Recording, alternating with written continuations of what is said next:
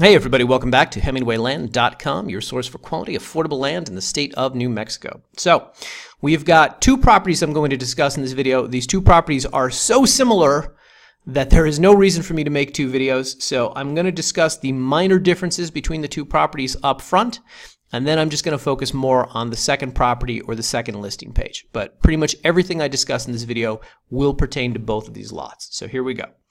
The first property is OTNM-0010A. It's located in Otero County in the Timberon subdivision. It's specifically in the Timberon Golf Course part of the subdivision. It is a half-acre lot. It is priced at $2,500. By the way, here's a picture of the golf course. Second property is OTNM-0010B.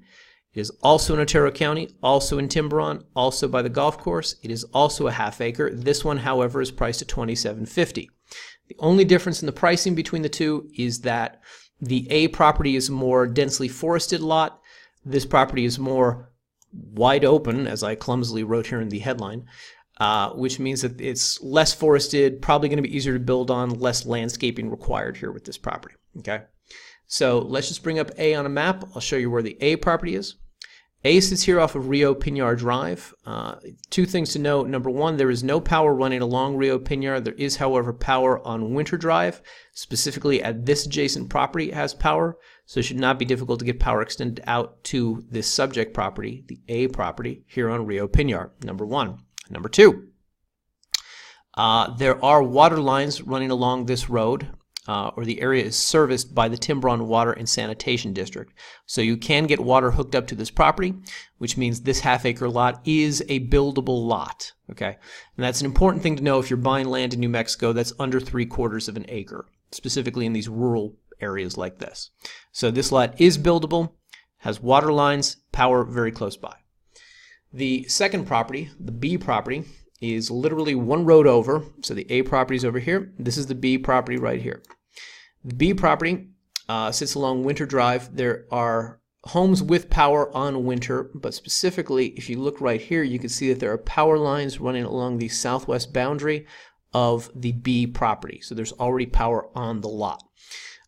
Secondly, there are water lines also going along Winter Drive, and once again, you can hook up to those. They're serviced by the Timberon Water and Sanitation District, and you will be able to build on this lot. Okay. Now, with all of that said, I'm going to stay on the B properties listing page. I'm going to focus more on this one, but pretty much everything I say is going to pertain to both of them. All right, so here we go. First off, with the B property, I just want to show you guys. Down here at the bottom of the page, we're going to have photos from the subdivision and photos from the property. There will also be a drone video here at the bottom of this page, which you can watch. It's going to give you a better sense of what the area is like out there. It's hard to do a drone video of some of these Timberon properties because they are so densely forested that pretty much you're just looking at the tops of trees. Whatever the case, it'll give you a sense of the subdivision. Now, let's pull this up on a map and talk a little bit more about Timberon itself. So this is the Timberon subdivision right here. Like a lot of places in New Mexico, this is one of these where a developer came in, bought up a couple thousand acres of land, chopped everything up into mostly 1 acre properties, a lot of half acres as well, and resold all of those individual lots. The difference with this subdivision and what makes this nice, what makes this enviable, and what makes this something that a lot of our buyers really like, is that the developers stuck around. They created a property owners association, a very minor sort of association. They collect about $30 a year in road fees. But they built the area up, and as you can see here, aside from the aforementioned golf course, which I'll get back to in a second, you've got things like pools out here, you've got restaurants in the area. Over here, you've got the post office, you've got a volunteer fire department, you've actually got an airport runway right here. You can, if you fly into the area, you can fly, park your plane here, go to your home, etc. But the point is that it's a built-up area. It's more built up, and they take care of it. So it's one of the nice things about this area. Now, as noted down here in the photo gallery, you can see pictures from specifically the region out here. So this is the Timberon sign as you come into the area. Then you've got this is basically the office of the Property Owners Association, Timberon Development Council. So that's where you would go when you have to, I don't know, pay your yearly road cleaning fees or whatever. But the point is they're the people who run the place. Simultaneously, you've got the post office, you've got restaurants out here. Fire department, as noted. Here's some shots of the golf course. I'll just quickly say that this specific property sits, let's map it out and measure distance, less than a mile to the golf course as the crow flies. So, you know, just a quick thing, when I originally started looking at properties in Timberon, and you see that some of them are described as golf course properties, you assume that they overlook the golf course. So I don't want you to be confused about that. This one doesn't overlook the golf course, but it is, you know, relatively close, and it's in a more developed region of Timberon, FYI. Back to the photo gallery for a second. So we've got photos from the golf course, we've got photos from Timberon itself, and then as we go through here, we're going to have photos from the property. Now, I will specifically say this. This is the jump-off point here, the dividing line between Timberon photos and property-specific photos, is this photo right here, this water valve. Now, I just want to make something clear. There are water lines servicing both the A and the B property. This is something that you will see throughout Timberon, are these blue, whatever, valves that look like this. This is not something that's on the property. It's not on the subject property, but there are water lines throughout those specific roads that I mentioned, and they will come out and hook you up to the water lines out there. How exactly does that work? I don't know. That's above my pay grade.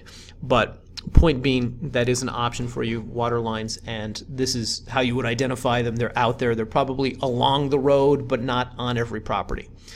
Anyway, all right, so these are pictures from the specific property. The last roughly 12 to 16 photos in the gallery will be from the property itself, and you'll be able to get a sense of property, the terrain, the surroundings, so on and so forth. And again, we'll have the drone video below that should you want to analyze and scrutinize that more. Now, let me go back to the listing page here and just show you guys some helpful things that we have noted here. So first off, if you have questions about, hey, I really like this property, I want to go out there, I want to build, I want to do X, Y, and Z, those questions are most likely going to be best addressed to either the Timberon Development Council, Timberon Water and Sanitation District, and you can click either one of these and it's going to bring up specifically their websites. Now, this is the Timberon Development Council website. This is very informative. And one of the first things that I want to point out to you guys is they have this thing, it's land for sale. They don't actually really have any land for sale, but they have this new construction power and septic. And this is going to give you a sense of if you're... So the first thing to note is that this is a property that's under a ½ acre, which means that your septic options are going to be a little more limited than if the property were 1 acre in size. So these are the three types of septic systems that you can set up on the property. If you have specific questions about that, you can direct it to this guy. They have his phone number. New Mexico Environmental Department is typically the office that makes up the rules that govern, you know, septic installation within the state. But there are different regional offices and different people within those offices, and they made it easy for you here, and they just said, call Michael Montoya. So any research that you have to do about putting septic into the property, so on and so forth, you can do that here.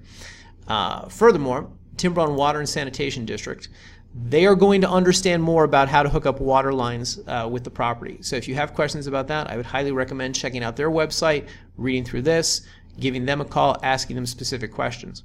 And by the way, I should just mention, when you do call these people, if they ask you, you know, where's the property, where's the property located, what's the address of the property, you'll often have this conversation where you have to explain to them it's vacant land. And once you tell them it's vacant land, they're either going to ask you for the parcel number or they're going to ask you for the legal description. So as long as you have one of these two things handy in doing your research, you should be able to tell them here's where the property is located, and they should be able to give you some sense of, you know, just getting the water hookup at the property. I think actually if you go through this page and you read this, what you're going to find is there's a hookup fee of like $30 or something. It's something nominal. It's something ticky-tack. It's something, you know, not major. Whatever the case, reading through either of these websites is going to give you a lot more insight into things that you can do down there in Timberon, what's available, etc. And furthermore, I should just point out with the golf course, so I'm doing this video just shortly after Memorial Day. The golf course just opened up Memorial Day weekend. It closes Labor Day weekend, so buy the property now. You're going to have all summer to golf out there, all summer to enjoy the pools, etc. And you can see that the fees out here for using the golf courses and whatnot are very minor as well. Finally, another helpful county link that we also have here in the table, hang on, is the Otero County Electric Cooperative, which is the electric company that services this region. So you click on this, it's going to take you to their website. If you have any questions about how to hook up power to the land, or realistically what is that going to cost, they can guide you better on that. Okay. Now, finally, one more thing to talk about here, which is just if you're buying this land as recreational land, it's going to be, first of all, because you've got the water lines out there, this means that you can park an RV on the property for up to 180 days, and you can live out of the RV for 180 days. That's great. That's a huge benefit. A lot of people who buy land from us want to do that. If, however, you're looking to build out there, one thing you should check out on our website here is the Poa Yearly Regulations. Now, these are the covenants that govern this specific property. There are, I think, roughly 14 units in Timberon. There might be more. 14 units, let's say. And each one has different covenants. Now, they're largely the same, but if you click on this PDF, it's going to bring up this. This is a Timberon Unit 5 golf course covenants. A lot of this is kind of basic good neighbor stuff. Can't leave garbage, can't leave debris out around the property. Things like don't start fires, you're in a forested area. And some of it gets a little more specific, and maybe there's some things here that you want to know. So for instance, if you want to build a tiny home out here, I think it's actually a place you can pull this off if you say that the home is going to be no less than 1,000 square feet. You would probably be able to do it. Though again, I would direct that question specifically to the Timberon Development Council. Number one. Number two, there's also some notes in here about no trailers, mobile homes, basement, tent, shack, garage, yada, yada, yada, can be on the property. Mobile home, perhaps with a cement foundation. I don't think it says anything in here about that. So if that's something that you're desiring to do, you should probably call them and ask them, hey, I saw that I can't put a mobile home in Unit 5, but what if I had a cement foundation? So this is just some of the helpful research materials that we provide. I like to be as transparent as possible with these properties to let you know what you're buying in advance. We get roughly, I don't know, we're listing about 300 properties a year now, and we're getting at least 3 times that many that we have to screen, that we have to figure out, do we want to buy this, do we not want to buy this? And so our research can only be, so expansive. We leave a lot of the rest of it up to you, the buyer, for appropriate due diligence. Anywho, with all that said, let's say you want to buy this property, come to either one of these listing pages, click the Buy Now button. It's going to bring up the secure checkout form right here. As you can see, it's $27.50. There's a $150 document preparation fee. We're going to ask you for things like the names you want on the deed, name or names, best ways to reach you, etc. Tax address you're going to want on the deed. Where's the county sending the yearly tax statement to? Once you agree to our terms, click Next. You're going to ask to enter your credit or debit card information. Once you put all that information in, the property is yours. Now, from start to finish, it's about a 3-week process before you're going to have the deed in your hand, because we record it for you. We send it to the county to be recorded, and the county sends it on to you. Whatever the case, as far as I'm concerned, once you give us money, it is yours to do with as you please. Anyway, if you guys have any questions about either the B or the A property, leave a comment here on the YouTube, shoot us an email, support@hemingwayland.com, or give us a call, 702-919-7170. I hope this was informative, and we will see you in the next video.